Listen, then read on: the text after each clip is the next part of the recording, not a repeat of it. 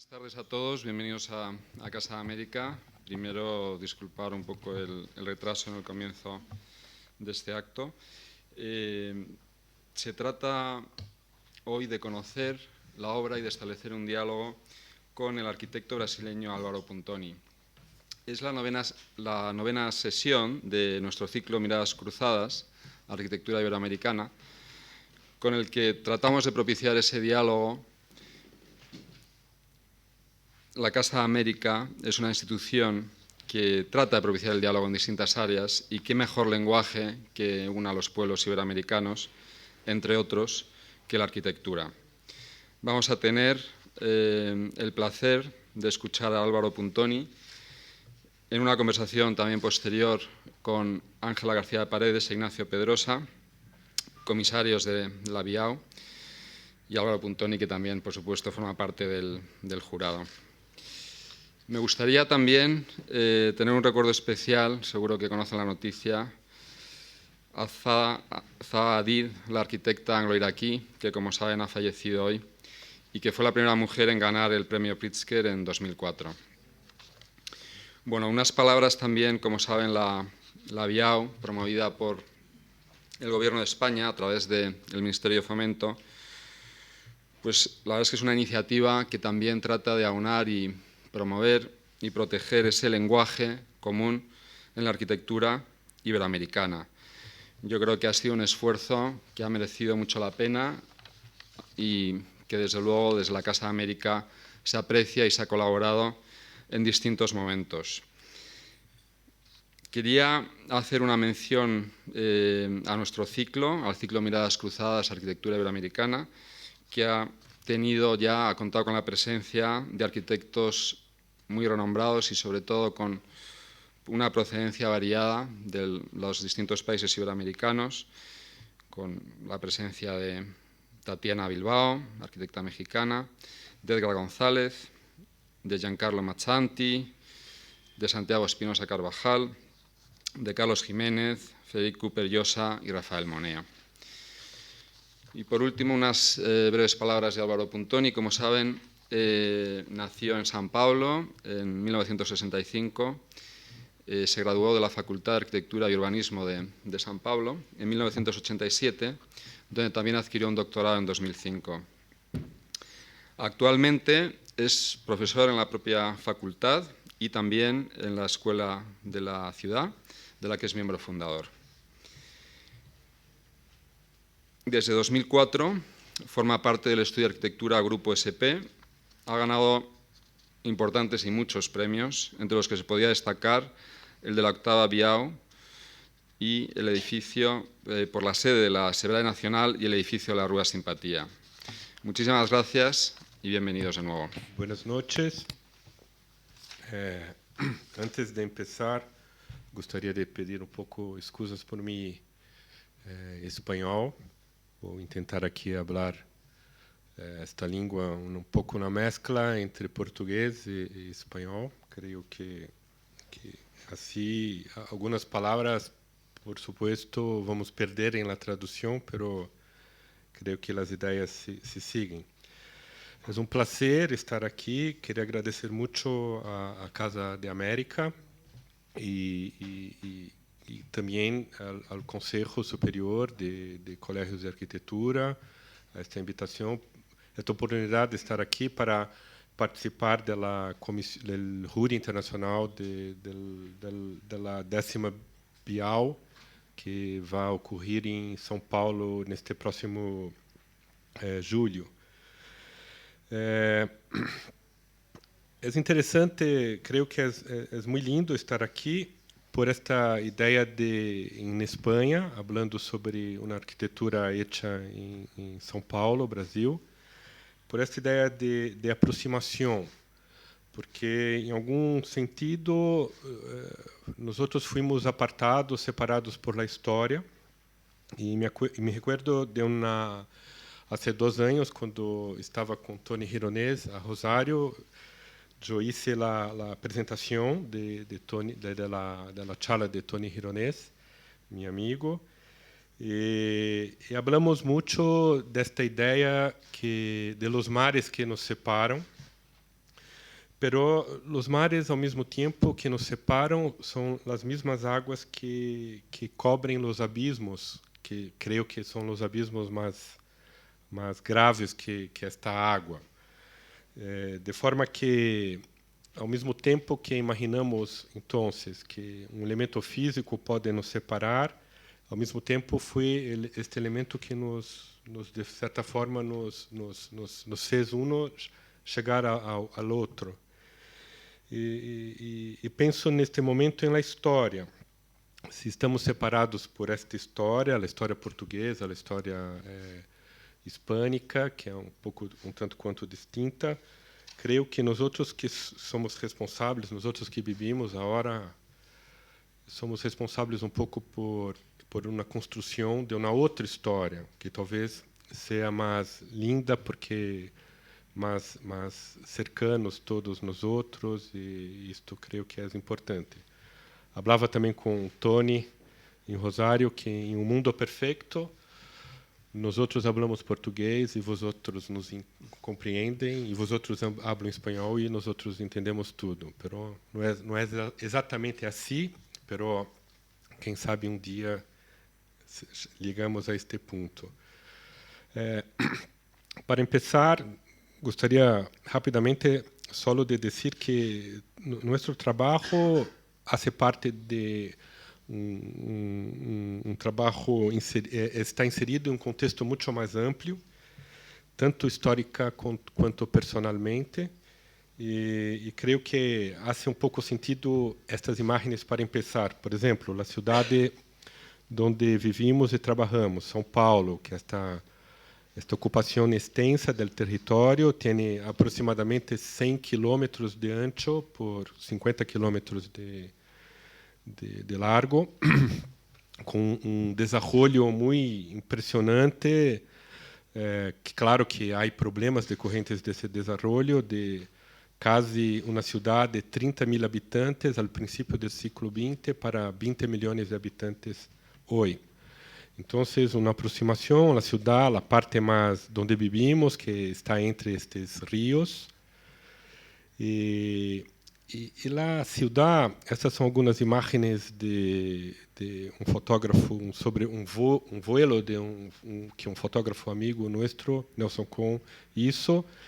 Uma cidade onde é muito difícil encontrar espaços vazios. Quase todo o território está construído, ocupado por construções, há poucos espaços públicos e, por lo tanto, sempre penso que uma das condições da arquitetura e do exercício da arquitetura nesta cidade é pouco imaginar que, quando construímos, em realidade estamos fazendo os vazios.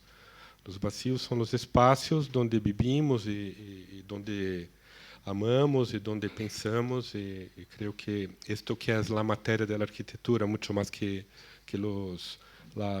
sua manifestação física. Esta é a escola onde estudamos e onde sou professor hoje. É um espaço, é impossível escapar da arquitetura cá.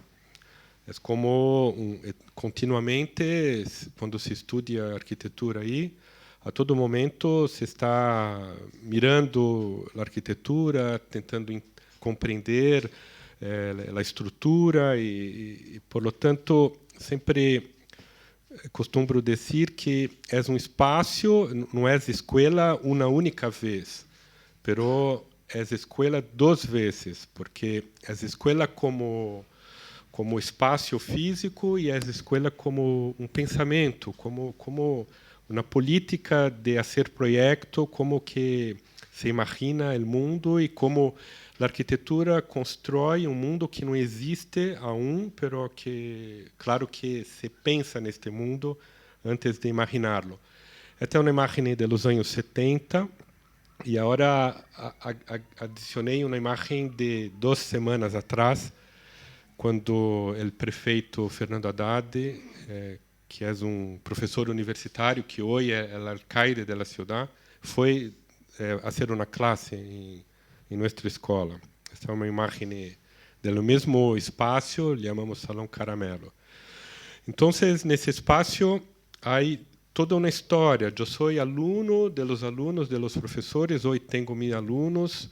Meus alunos são alunos dos alunos dos alunos dos professores. Há uma continuidade, há uma inteligência construída neste espaço, que não somente neste espaço, por supuesto, mas que creio que seria uma tonteria não considerá-la ou não pensar nesta inteligência, nesta história para ser arquiteto. Começo com este vídeo. É um vídeo que, quando Guilherme Wisnik, que está aqui, foi o curador da 10ª Bienal de Arquitetura de São Paulo. Então, é um vídeo que hicimos para ensinar um trabalho de nós outros, que depois vou ensinar um pouco mais calmo, que procura relacionar os espaços livres da cidade de Brasília com este projeto, um concurso que hicimos em 2008 e depois a construção deste edifício que se terminou em 2010. Este edifício que foi um dos edifícios que premiados na 8ª Bial de Cádiz. Então, esses são os espaços. Há um sonido, mas não sei por que não. Estes são os espaços livres das superquadras. É muito impressionante. Estávamos falando agora com Luiz Calejas, de Medellín. A arborização é impressionante em Brasília hoje. Todas essas árvores foram plantadas ao mesmo tempo que se construíram os edifícios. E hoje é um pouco um bosque urbano onde se mete estas construções e todo este piso planta barra é pública, não há propriedade, não há sempre a propriedade, a projeção é o espaço que está por arriba da planta barra e a planta barra é completamente pública nesse setor da cidade. Era bonito o sonido porque era o sonido da cidade, não é uma música. Os coches, os animais e tudo mais. E este é o edifício que procurou um pouco, tentou construir uma continuidade em relação a esta planta barra livre da cidade. Isto, para nós outros, era impressionante. Nós outros que somos de São Paulo, e para nós outros Brasília é impressionante, é uma coisa de loucos. E quando começamos a fazer esse projeto, houve muita dificuldade porque, em termos legais, a planta barra de Brasília é considerada, mesmo livre, é considerada nos cálculos de aproveitamento da construção. Então, quase por um ano nos quedamos dialogando com o governo da cidade para construir a ideia deste suelo livre. Então, ligamos hasta ao ponto de considerar que estas águas que estão por aí eram as reservas técnicas de incêndio e por isso era possível fazer assim, e que este passilho de 10 metros de ancho era a continuação do passeio da cidade, que se chama galeria em termos de lei legais em Brasília. E estamos aí mirando toda esta parte é o setor de embaixadas e mais abaixo o Lago Paranoá. Então, este edifício é destinado a uma espécie de autarquia, não sei se habla assim, é uma empresa mista, pública, privada, de auspício à pequena empresa em Brasília, um pouco com uma relação com o Ministério de Planeamento, que seria um pouco a ideia do Ministério de Fomento de aqui. Mas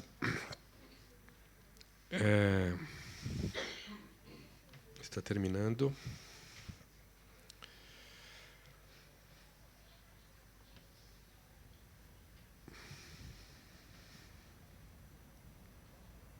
este edifício é um projeto de 2008. Hicimos nossa oficina, nosso estúdio em São Paulo é muito pequeno. É um estúdio, sou eu e meus ex-alunos. E, por lo tanto, é uma vantagem ser muito pequeno, porque temos a oportunidade de trabalhar com outros arquitetos que são colegas da mesma escola e que. Então, este é um concurso, por exemplo, que invitamos a um colega, que é Luciano, para ser com nós outros em nossa oficina. E assim podemos nos quedar mais grandes e depois volvemos a nosso grupo original, que é muito cômodo e para nós outros muito interessante trabalhar desta forma. Gostaria de fazer uma relação entre este projeto, que é este último, que é o projeto de Sebrae, com 3 outros projetos, e de forma a construir uma espécie de genealogia. Uma genealogia que nós costumamos trabalhar desta forma, com este método. Imaginamos que sempre é muito importante imaginar a concentração. São coisas um tanto quanto óbvias, mas os outros vão perceber que isto é um pouco constante em nosso trabalho. A concentração de los serviços em ejes infraestruturais. Imaginar neste mesmo sítio a concentração dos elementos estruturais e pensar que a construção, a execução da obra não corresponde a planos no mesmo plano, mas são ações construtivas sucessivas não planares. Isto para nós é importante porque desta forma a construção não é necessário fazer de novo coisas já hechas. Então, a construção é sim a adição de ações muito claras, e isto depois está muito claro no resultado final da arquitetura. São 2 concursos que são anteriores ao Sebrae em Brasília. Este é uma cidade histórica, aí você era hora rápido. Uma das primeiras casas estudadas por Lúcio Costa nos anos 40, se chama Museu do Ouro atualmente, mantenida por este Instituto do Patrimônio Histórico e Artístico Nacional, IFAM, de Brasil. E era um concurso muito sencillo, a ser a ampliação desta casa histórica, e era um espaço urbano ordinário, um lote urbano, um quintal, como nós outros falamos em português, uma quinta parte de algo, e que tinha umas árvores. E imaginamos que a ampliação deste museu, entre comillas, seria 2 muros com 30 metros de largo por 3 metros de ancho. E aí estava todos os contenidos, todos os espaços necessários, com exceção que era um espaço de múltiplo uso. E aí foi. Este é o primeiro projeto que hicimos neste estúdio, Grupo SP. Invitei a 12 ex-alunos e hicimos este concurso. Foi interessante porque saímos daí não com o concurso, ganhou uma arquitetura que mimetizava a arquitetura da casa antiga, mas foi estimulante porque daí resolvemos fazer outras coisas juntos com estes estudantes. E 2 anos depois, o Instituto de Arquitetos de Brasil invitou para um concurso para ser a sede de IFAM em Brasília. Aí o instituto que tem esta sede em Brasília. Então, este croquis aí era como imaginávamos. 2 bigas, que em realidade eram 2 muros de hormigão, com 3 metros de largo por 140 metros de ancho. Não, ao contrário. Perdão, largo, 140. Se reproduziam paralelamente e conformavam um espaço vazio, que era como uma calle, um espaço público em Brasília. E as oficinas de infância quedavam arriba e os workshops ou laboratórios de investigação se quedavam abaixo. Brasília, como vocês sabem, tem uma questão muito complicada. O clima é muito duro. Por 6 meses é quase desértico. Temos uma umidade relativa de 6%, até 20%. Então, é muito importante, por exemplo, a introdução da água, não da água completamente exposta ao sol, mas a água semi-sombreada, e que é importante para generar um microclima. Então, o projeto era esta calle pública, aberta, com 6 apoios, que eram a infraestrutura de circulação vertical. E a estrutura das oficinas era uma estrutura metálica com 140 metros de extensão e com 2 pontos de apoio cada uma. Por abaixo, as oficinas eram 5 grupos de serviços que estavam aí metidas em um jardim e uma decisão também de fazer um talud para fazer um subsolo com ventilação, iluminação. E a ideia era ser que o edifício um pouco flotasse sobre este suelo público de Brasília. Então, todos os pequenos espaços, os banhos, as pequenas salas de reunião, os arquívios e tudo mais, se quedavam dentro da biga. E os espaços abertos, uma estrutura em acero, por afuera, com 2 exceções, que era um auditório que estava aberto para o eje monumental da cidade de Brasília, e a sala de conselho principal, onde se tomam as decisões deste instituto, abertos para o Lago Paranoá.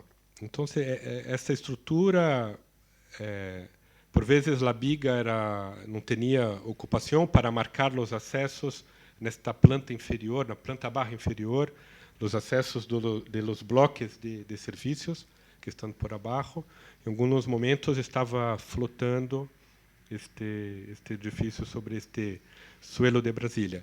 E aqui esta ideia de la construção como uma sucessão de ações que vão garantizando a construção sem ter que volver a momentos já anteriores da própria construção.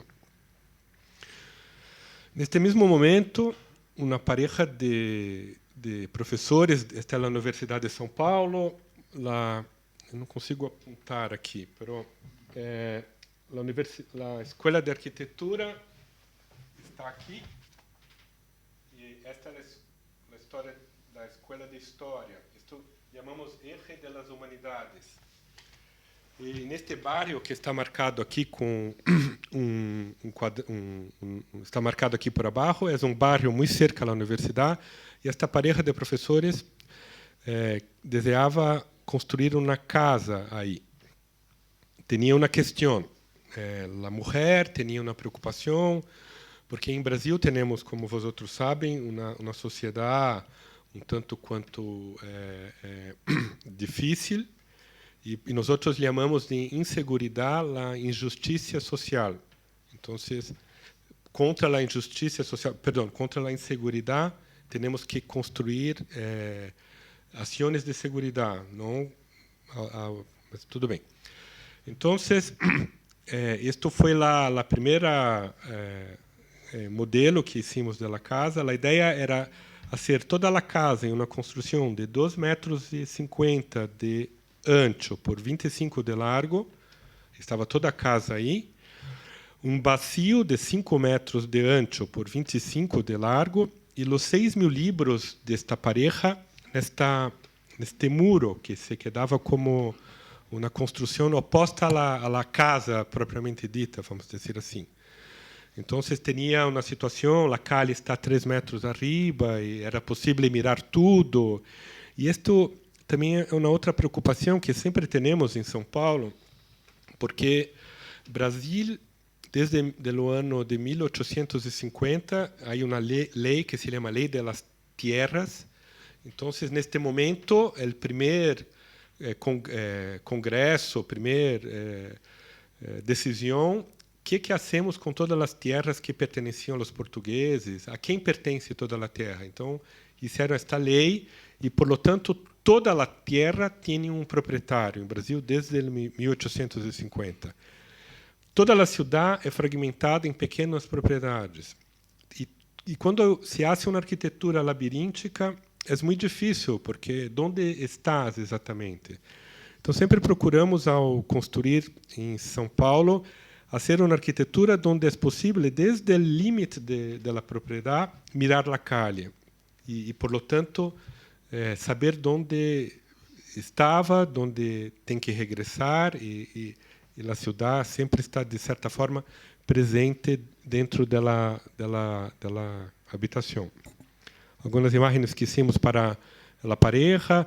Toda a casa está contenida nesta construção angusta, vamos dizer assim, pero esta questão, estes ambientes mais cerrados encontram por oposição espaços mais abertos e sempre uma puente em acero para chegar até os livros que e por arriba era uma pareja baixo presupuesto esta casa para dispensar os serviços de impermeabilização, mantuvimos a água depois da execução da louça de hormigão. Então, isso é um elemento importante também no clima do Brasil, porque garantiza um clima interno muito interessante. Algumas imagens para convencer a pareja, a casa como está hoje. Não se terminou completamente, estão vivendo aí já. Mas a ideia desses espaços abertos e a amplitude deste vazio, onde estão os livros. E finalmente, pouco tempo depois, isto é uma foto que tomamos no limite do lote e a calle está lá do outro lado, é possível mirar a calle. E depois, em 2008, hicimos este concurso. Não estamos mais no eixo monumental, mas no eixo rodoviário habitacional de Brasília, junto ao setor das embaixadas. Eram duas grandes áreas que foram adquiridas, compradas por esta empresa, Sebrae. E tinha esta relação com o lago, esta é a primeira puente da cidade de Niemeyer, em continuidade de um eixo comercial desta superquadra, 406, creio eu. Então, a ideia aqui é um pouco a mesma de IFAM, de manter a continuidade dessa planta barra livre de Brasília, meter todas as atividades mais coletivas numa planta barra que chamamos de planta barra inferior, que está aí por abaixo, e nesta estrutura aérea garantizar as atividades das oficinas necessárias. Há uma questão em Brasília, porque sempre temos que trabalhar com gabaritos muito precisos. Neste setor da cidade, não se pode construir arriba de 9,50 metros de altura. E sempre perguntamos, mas por que isto? Por que é assim? Não, porque o céu de Brasília, que é uma propriedade da cidade, a ideia da cidade. Mas, ao mesmo tempo, contestamos e respondemos, mas mais importante que o céu de Brasília, onde vivem as aves, por exemplo, é o suelo de Brasília, que é público e onde vivem as pessoas. E esta regra de 9,50 metros em quase toda a cidade hace que todos os edifícios liguem hasta a planta baja. É muito raro um edifício contemporâneo de Brasília que não toque o suelo. E por isso foi muito difícil para nós construir junto ao governo da cidade isto que estava dizendo quando vimos o vídeo, que tivemos que aprovar estas duas espejos de água para questões climáticas como reserva de incêndio, e por lo tanto isto não era considerado em cálculo da área. Ao mesmo tempo, este passeio peatonal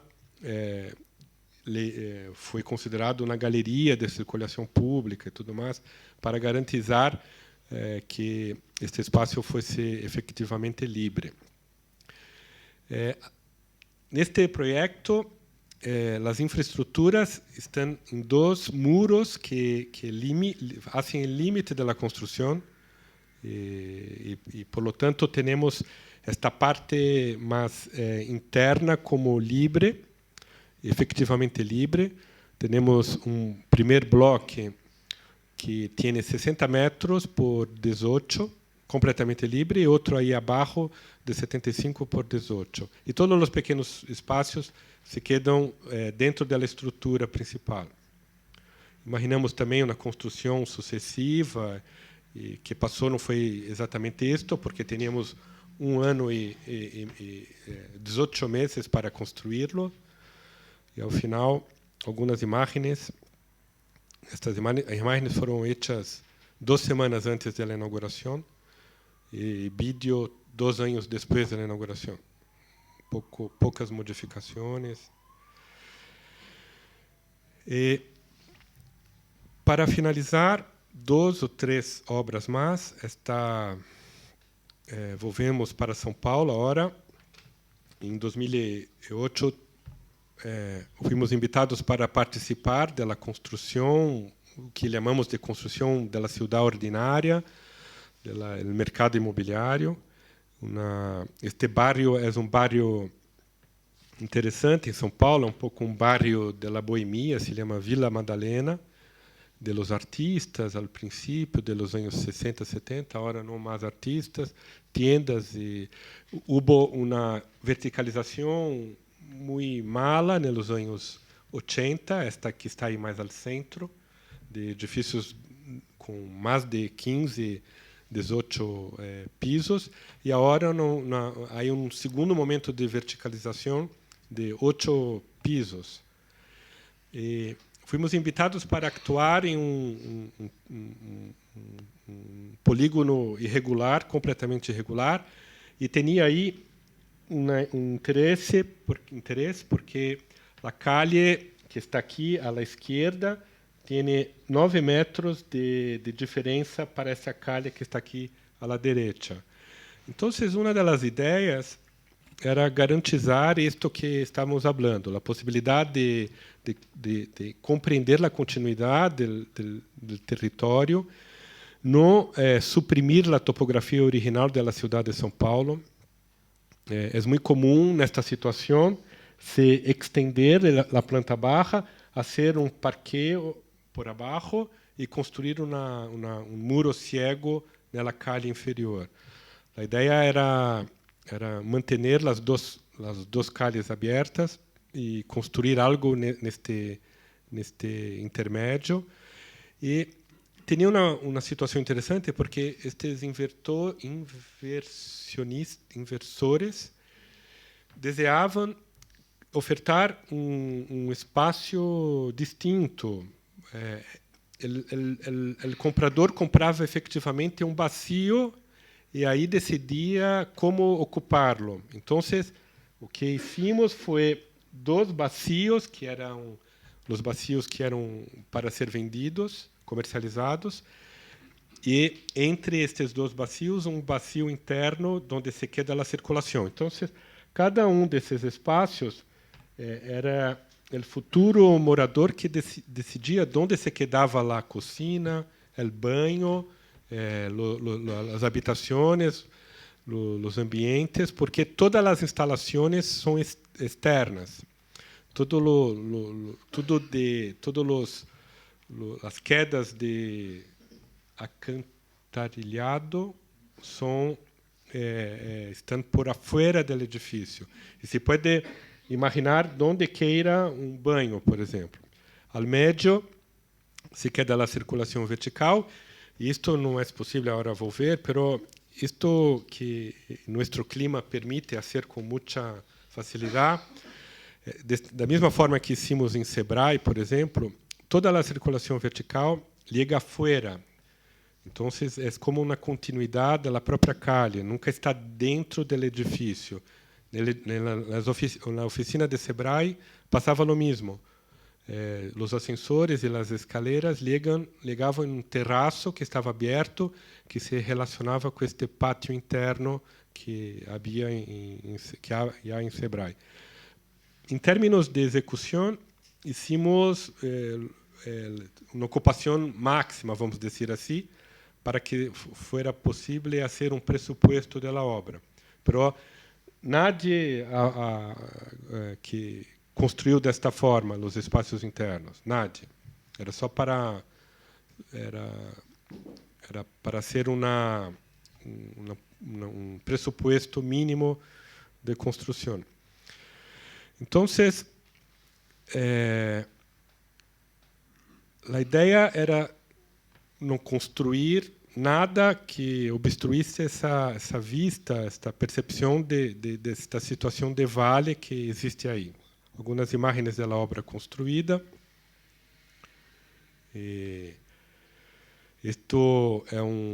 Invitamos a ex-aluno da Universidade de São Paulo, que é um arquiteto que em realidade é um artista, que é André Sandoval, para fazer este mural aí. Era uma das habitações.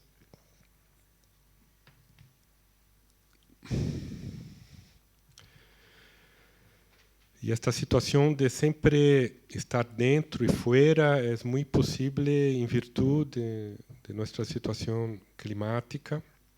Os dois blocos têm esta vista deste bairro, que é um bairro não verticalizado. E aí está.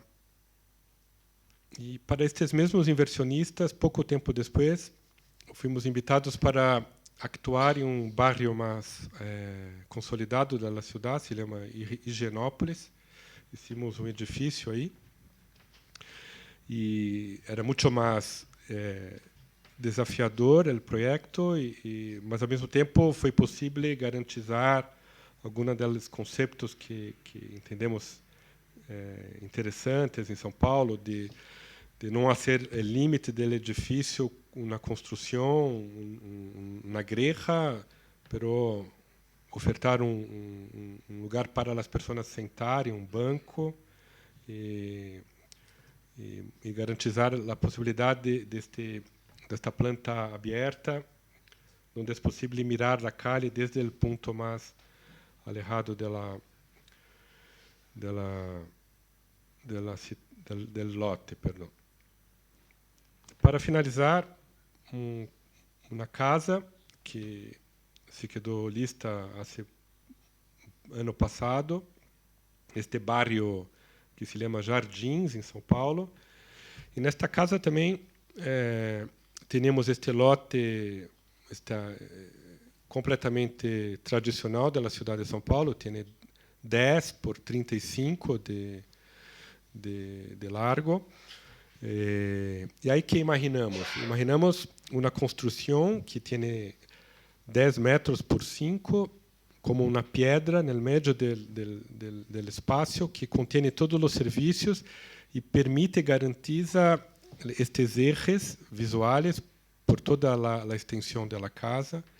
E, ao mesmo tempo, todos os serviços estão contenidos neste elemento central, e se vive ao redor deste elemento. Era uma pareja de advogados com muitos livros também, havia uma coincidência, mas não hicimos a mesma solução da casa del querosene. E a uma determinada altura neste bairro é necessário retirar 3 metros e aí por arriba se continua a construção em hormigão, onde estão alguns outros ambientes que complementam o programa da casa.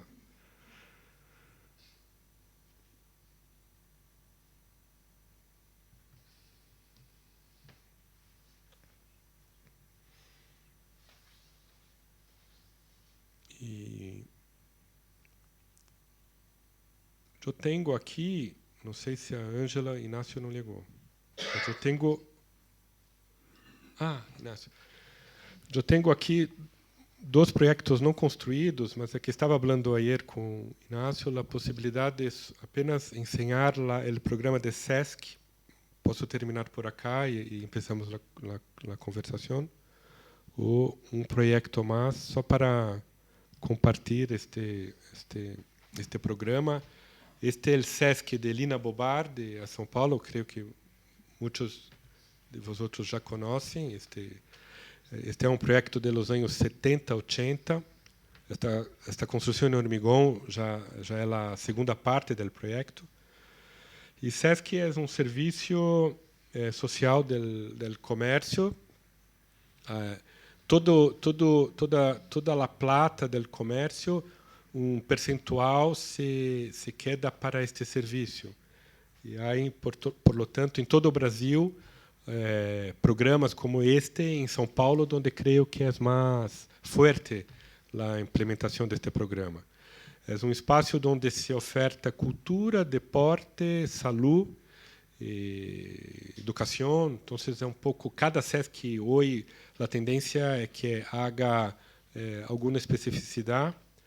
Na cidade de São Paulo são mais de 15 SESCs e agora por todo o estado estão já ligando em 30. E estão fazendo concursos desde os anos 2009 por uma imposição legal.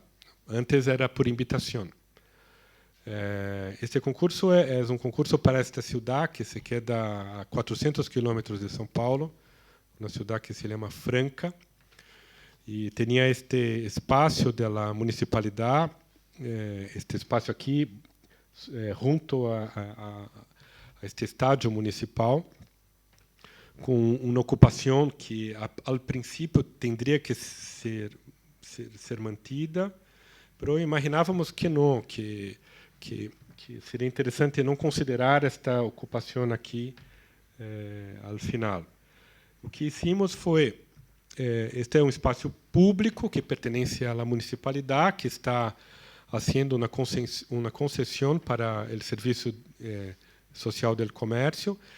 Então, imaginamos que, ao construir uma nova calle que organizava o acesso desta nova unidade, íamos construir também uma praça pública e, por lo tanto, retornar para a cidade quase 50% da área como um parque, uma praça, perdão, que não pertenceria ao SESC.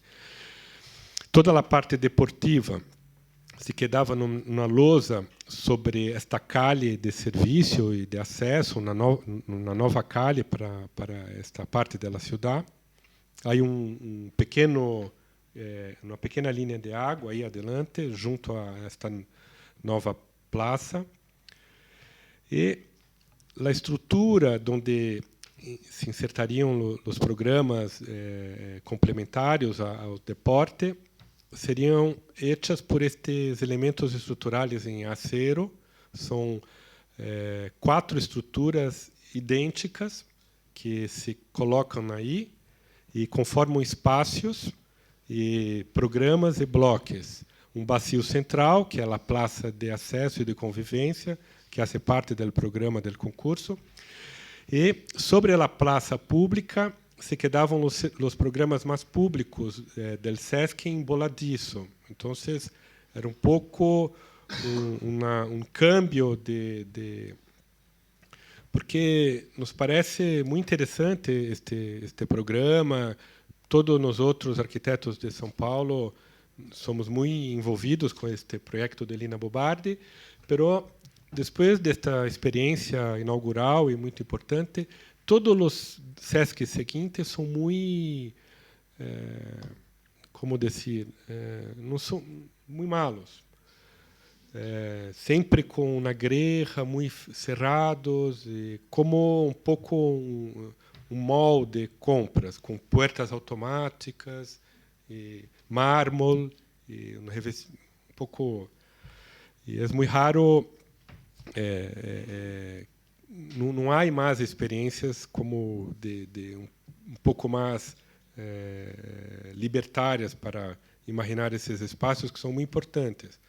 Então, algumas imagens que sobre esta praça se quedavam a cafeteria, restaurante, que faz parte do programa deste equipamento. Era uma estrutura aberta que também flotava sobre esta calha. Era quase uma não construção, mas muito construída. E era muito mais uma provocação do que uma estrutura um tanto quanto diáfana. E este, creio que isto era só para provocar aqui nossos amigos Inácio e Ângela. Este é o Parque de Ibirapuera, onde tentamos fazer a 10ª Bial. Neste auditório, como vocês sabem, é um projeto coordenado por Oscar Niemeyer, com uma grande equipe de arquitetos, e o paisagismo de Burle Marx. E este auditório, que esta construção, este trapézio, foi hecha há pouco tempo, e também projeto de Niemeyer. E agora Paulo Mendes da Rocha está fazendo o projeto da praça que se queda entre os dois edifícios, a Oca, que é este edifício circular, e esta rotonda, e o auditório. A ideia original da Bial era ser toda a Bial dentro da Oca, e agora uma parte vai tanto a abertura quanto o cierre vai ser dentro deste auditório. E este projeto é só uma provocação, porque este edifício aqui é a Fundação Bienal de São Paulo, onde ocorrem as exposições, e ao final desta marquesina há o Museu de Arte Moderno. O Museu de Arte Moderno, há 30 anos, tem um programa que se chama Panorama de Arte, quando invita artistas para fazer uma exposição e as obras se quedam dentro do acervo deste museu. Este ano, em específico, a curadoria invitou a 8 arquitetos para participarem deste panorama de obras. E quase todos os arquitetos fizeram intervenções, claro, junto a essa arquitetura super forte de Ibirapuera, de Niemeyer. Nós outros, ao revés, trabalhamos no centro da cidade. Nós outros imaginamos, porque esta calha que é cêntrica, esta é a Praça da República, e esta calha aqui se chama 7 de Abril, é onde o primeiro MASP, Museu de Arte de São Paulo, neste edifício maior, teve sua primeira sede e foi uma das primeiras sedes de MAN, deste museu que está em Parque de Ibirapuera. Então, imaginamos, porque o centro da cidade tem uma sucessão de espaços livres na planta baixa, são tendas vazias. Imaginamos a ideia de que o museu volvesse para o centro da cidade e alquilasse ou adquirisse tendas vazias para ser galerias de arte no meio da cidade. Porque, para nós outros, é impressionante, por exemplo, MASP se queda aberto das 10 da manhã até as 4 da tarde. Todos os trabalhadores não podem ir ao MASP, porque estão trabalhando neste período. Então, imaginávamos um museu que era um museu que estava junto do movimento do centro.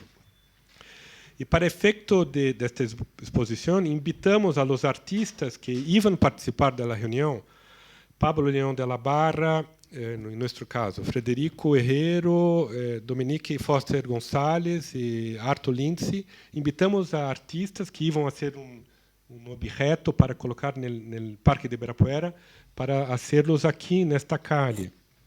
Então, elegimos alguns dos edifícios. Este é o primeiro edifício moderno da cidade de São Paulo, o edifício Esther. Este é o edifício onde estava a sede original de MAN. É projeto de um arquiteto que se chama Jacques Pilon. Hoje tem Banco Itaú. E a galeria está em espaço muito comum no centro da cidade, onde Dominique Foster Gonçalves hizo esta réplica de projeto de Sérgio Bernardes para Rio de Janeiro. E, finalmente, a curadora nos perguntou: e vosotros, arquitetos, o que vão proponer na calle? Então, o que pensávamos é que se o MAN teria que cambiar para o centro da cidade e ocupar, claro, que não somente uma calle, mas uma parte do centro, toda a parte técnica do museu poderia estar aí. O acervo, a administração, a biblioteca. Então, esta é a intervenção, por exemplo, de Frederico Herrero, que isso tem trabalho que ia ser em MAN, com este azul metido no meio do vidro para que o reflexo, e isso desta forma nesta medianeira na cidade se quedou aí, está hasta hoje assim. Imaginamos nesta medianeira volume técnico onde se quedaria todos os espaços necessários para garantizar museu que chamamos de difuso e urbano ao mesmo tempo.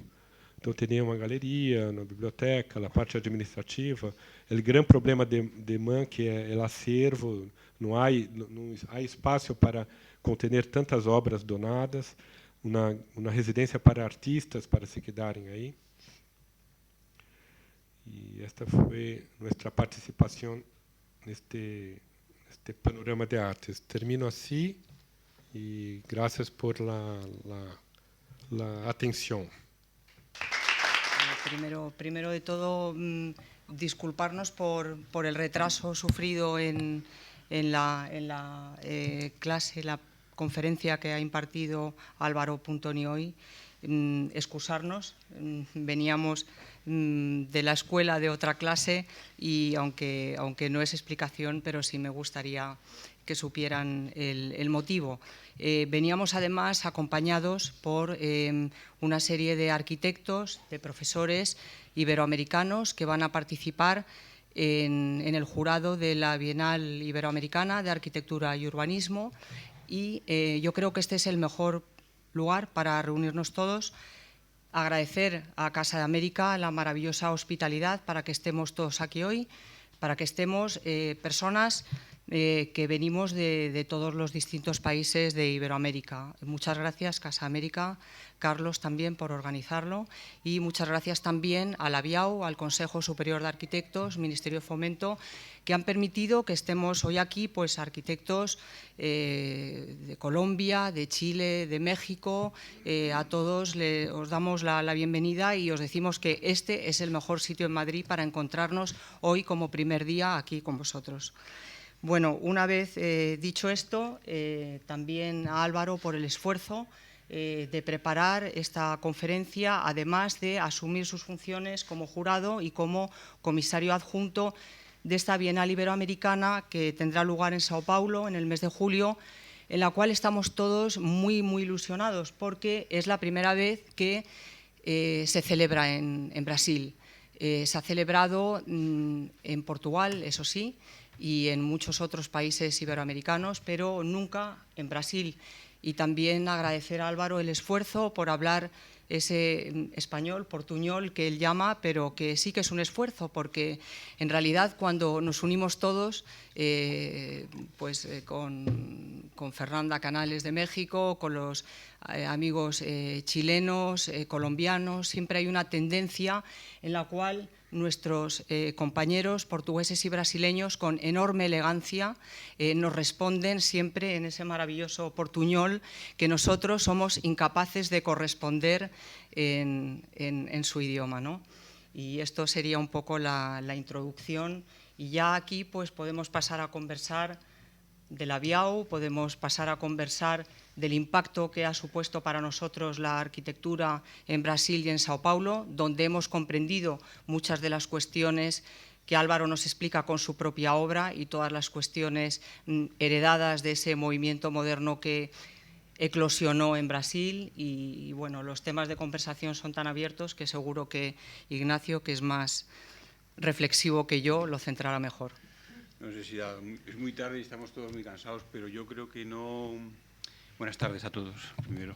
Creo que es obligado, ¿no?, hacer un poco una pregunta a Álvaro que conteste un poco en nombre de los arquitectos brasileños que se sienten tan cómodos con una arquitectura ciclópea. En el fondo es una arquitectura de una potencia siempre, independientemente del tamaño. Quiero decir que una casa unifamiliar acaba adquiriendo un aspecto tan poderoso y tan potente como un edificio institucional de dimensiones extraordinarias, ¿no? Entonces, esto llama la atención allí, ¿no? De la misma manera que la ciudad de Sao Paulo llama la atención por cuestiones de ese extraño equilibrio entre la verticalidad y la horizontalidad, ¿no?, que es muy curioso, porque el desarrollo en vertical ya es más generalizado en el resto del mundo, ¿no? Pero a mí esta condición de la arquitectura ciclópea, es decir, una arquitectura... A veces en algunos de tus dibujos aparecía... no aparecía la estructura porque todo era estructura, y a veces aparecía un pilar casi como un objeto de concentración, ¿no? En realidad es el ojo del cíclope, o sea que aquí es ciclopea en dos condiciones, ¿no? Me gusta também, o Inaki, falar um pouco assim, que sempre tentamos também não ser uma arquitetura minoica ou labiríntica, onde ao final tem um minotauro, um monstro que te devora, que é um pouco uma condição que por vezes estamos aí vendo um pouco ocorrer. Pero creio que isto que estava falando ao princípio, hacemos parte de uma escola onde é muito claro, por exemplo, para nós outros em la USP, na Universidade de São Paulo, estas lições destes professores, onde que nossa escola, a origem da arquitetura está muito involucrada com a Politécnica. Os arquitetos antes, Vila Nova Artigas, por exemplo, é arquiteto engenheiro. E a arquitetura era uma especialidade da engenharia. E é impressionante porque São Paulo, por muito tempo, os arquitetos não tinham a possibilidade de fazer obras públicas. Quase toda a arquitetura moderna de São Paulo, de los anos 40, quando se começam as 12 escolas, Mackenzie, onde se gradua, por exemplo, Paulo Mendes da Rocha, e FAUSP, onde se gradua Artigas, todas de 40 hasta os anos 60, os arquitetos somente fizeram casas, porque além de fazer os projetos, tinham que construir um pouco as coisas. Um pouco as primeiras obras de Artigas, Vila Nova Artigas, de los anos, se gradua em 37 hasta 60, vai a ser mais de 200 projetos de casa, dos quais 130 foram construídos. E estes projetos, pequenos projetos, são, em realidade, um pouco um ensaio, provas de uma arquitetura que chega nos anos 60, efetivamente, que é esta arquitetura que tu está chamando de ciclópica. Mas eu creio que, por exemplo, o edifício da universidade, é muito claro aí um pouco esta arquitetura. A ideia de não ser um elemento que é para ser visto solamente, mas um elemento que hace parte, não hace parte da paisagem, mas como a paisagem um pouco ingressa dentro do edifício. E aí, por lo tanto, a construção de uma certa continuidade do espaço urbano dentro do edifício. Os edifícios, podemos chamar um pouco são edifícios quase edifícios cidades, porque a ideia desta continuidade, de imaginar uma cidade mais aberta e menos cerrada, menos proibida, vamos dizer, faz parte destes conceitos. E nesta mesma escola, por exemplo, é muito importante a estrutura. A estrutura é arquitetura. E a arquitetura é estrutura. Não há distinção entre... Não se pensa primeiro na arquitetura e depois na estrutura, ou se pensa... É impossível dissociar uma coisa da outra. Então, um pouco... Nós outros... trabalhamos um pouco desta forma e creio que um pouco a arquitetura que vimos é resultado destes conceitos que pertencem a esta inteligência mais ampla aí desta escola. Cuando estuvimos por allí paseando por algunos barrios de Sao Paulo, ¿no?, que nos explicabas un poco cómo esta vocación inicial de una ciudad que tiene el plano donde se apoyan los edificios como un plano continuo, abierto y casi público, aunque en distinto sentido que en Brasilia, ¿no? Y cómo esto se está penalizando ahora por esta condición de cerrar la ciudad cada vez más intensamente. A mí me llamó mucha atención cuando fuimos a ver la casa de Méndez da Rocha, que era la única que no tenía un muro, ¿no? Es tremendo, ¿no?, cómo se ha transformado y cómo esto es un proceso que es imparable, y me sorprende que hay algunas de las propuestas privadas que intentan heroicamente aferrarse a la idea del plano público como continuidad en el interior del edificio, ¿no? Yo creo que esto es un tema que es interesante saber si en realidad es algo que se comparte por más arquitectos o es una acción posterior la de cerrar y segregar lo privado de lo público de la manera tan agresiva que se hace en muchos casos. Por exemplo, este barrio de Genópolis é muito interessante porque quase todo o conjunto foi construído entre os anos 50 e 60. ¿Te acuerdas? E as igrejas vêm depois, dos anos 80. Os edifícios eram mais abertos aí. Mas é distinto, porque tudo é propriedade privada. E aí, por lo tanto, estratégias para como até onde chega a calle, como se acessa, onde estão os jardins. Pero o que ocorreu nos últimos 30 anos foi o cierre completo do limite da propriedade privada.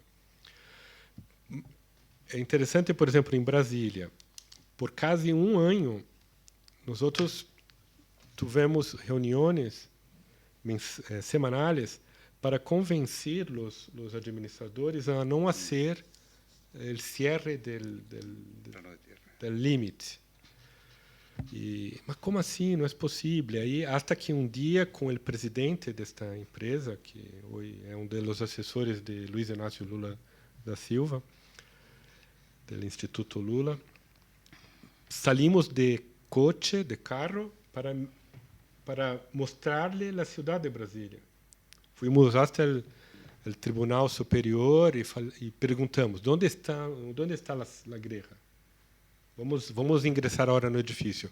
Aí ligou uma pessoa: o que vocês querem fazer aqui? Então fomos com ele caminhando por Brasília para ensinar como que poderia ser a cidade um pouco, uma questão mais de gestão do que para eles queriam fazer um fechamento completo do edifício. E foi interessante que ao final hoje já está em la segunda, terceira administração, todos os administradores querem manter desta forma, aberto. Então, é um pouco... Há outros projetos que de outros arquitetos que estão tentando fazer, creio que, a mesma estratégia de manter espaços abertos.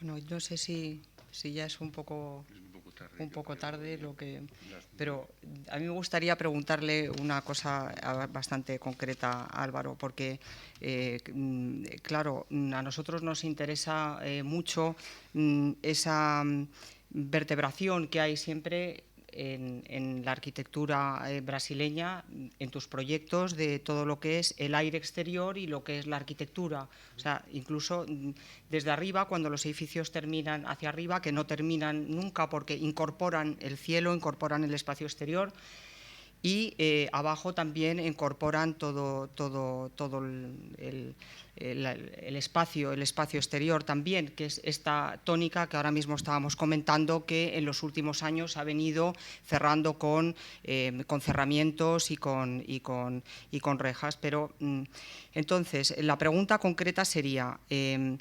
detectamos cuando estuvimos en Sao Paulo un interés muy grande por parte de la municipalidad, por parte del prefeito, de Fernando Haddad, por parte de muchos arquitectos, de lo que es la recuperación del espacio público a nivel de uso, a nivel peatonal, a nivel de utilización de todos esos espacios públicos que originariamente estaban proyectados así, originariamente están proyectados con un pensamiento absolutamente heredero de lo que es el movimiento moderno. Entonces, de la misma manera que nosotros en nuestras ciudades europeas colapsadas, más pequeño, totalmente históricas y ocupadas, estamos intentando recuperar nuestros pequeños centros. A mí me impresionó allí, por ejemplo, la Avenida Paulista, abierta en domingo y abierta con unas dimensiones que no podríamos ni imaginar, de personas andando, de la ausencia de coches, de la utilización de la ciudad. Y yo pienso, ¿sucederá que en Sao Paulo y en las ciudades americanas, que siempre eclosionan lo que nosotros en Europa empezamos de una manera pequeña, sucederá el triunfo de la recuperación de las ciudades en ciudades grandes, en las macrociudades como es Sao Paulo o como pueda ser México? O sea, ¿será allí donde se recuperará de verdad la ciudad para las personas? Porque yo, desde luego, lo de Avenida Paulista es algo que es impactante. Quando tu está falando recuperar, neste sentido de devolver a las personas? De volver a recuperar el peatón, la bicicleta, los espacios públicos para las personas. O sea, que realmente los espacios abiertos de la ciudad sean las habitaciones de la ciudad. Sí. Oxalá que sea ahí. Pero me parece muy interesante hacer una relación entre essa experiência mais recente de São Paulo, como, por exemplo, as coisas de Bogotá, ou mesmo de Medellín, mas Bogotá talvez mais, porque quando o alcalde anterior a Peñalosa, Mocos, Alberto Mocos, estava aí, um pouco como Haddad, não tinha muito o que fazer, porque Haddad tem uma limitação muito grande para investir na cidade. Então, teve que trabalhar um pouco no plano das ideias. O que podemos fazer sem muita plata e que genere uma sensibilidade, ou que estimule uma certa sensibilidade de todas as pessoas. E creio que um pouco Fernando Haddad em São Paulo. Espero que vosotros que venham em São Paulo possam ver um pouco ainda disto. Está sendo isto, pero creio que é tanto quanto frágil, porque não sei se é possível garantizar estas conquistas, por exemplo, numa eventual sucessão de uma pessoa que não pense da mesma forma. Por lo tanto, tenho um pouco não estou muito seguro se estas conquistas são experiências importantes, creio que inovidáveis, pero isto é importante para generar uma consciência, mas não sei aún se ligamos num ponto como, por exemplo, já é possível mirar em uma cidade como Medellín, onde as transformações são muito claras, é uma conquista concreta, irrevogável, e pouco em São Paulo ainda está pouco cercada desta fragilidade, pouco urdida por esta política que não consolidou de forma física creio que solamente anímica. Hoy viven las personas, mas no sé hasta cuándo, infelizmente. Bueno, muchísimas gracias, Álvaro. La verdad es que ha sido interesantísimo el viaje al que nos has llevado a tu obra y a Brasilia, a San Pablo. Muy interesante. Muchas gracias, Ángela. Muchas gracias, Ignacio. Quería agradecer también especialmente a nuestro socio para este ciclo, a la Fundación PECSA, y a su presidente que nos ha acompañado, Ignacio Aracil. Muchas gracias por todo vuestro apoyo y por vuestro entusiasmo por mantener este diálogo vivo entre los profesionales de la arquitectura latinoamericanos y españoles. Muchas gracias también a Fernando Vela, que se encuentra con nosotros, que también es otro de nuestros socios en este apasionante mundo, y a Carlos Baztán, que tanto nos ha ayudado. Muchas gracias a todos.